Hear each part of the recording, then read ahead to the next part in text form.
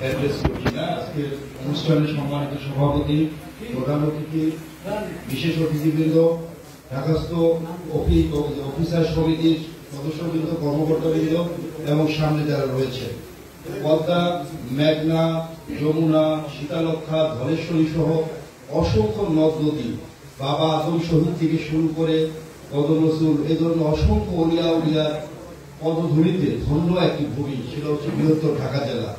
এবং এই বৃহত্তর ঢাকা জেলার 6টি, এখন 1984 সালে যখন প্রশাসনিক পুনর্বিন্যাসের বিষয় আসলো তখন 6টি জেলাতে পরিণত হয়।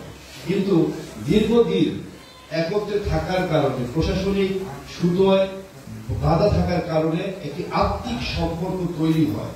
তৈরি হওয়ার পরে এই গ্রেটার ঢাকা জেলায়, যেমন আমি বিক্রমপুর থেকে আসি, আজকে পবিত্র রমজান, এই রমজানের মধ্যে আল্লাহ যেটা বলে যে সবকিছু ইবাদত আল্লাহর জন্য হবে এবং রমজান মানে সংযম ধারণ করতে হবে। এখানে আমি বেশি কথা বলবো না, কারণ কথা কম বললে রমজানের সব বেশি হয়, কথা বেশি বলে সব কাটা যাওয়ার সম্ভাবনা আছে।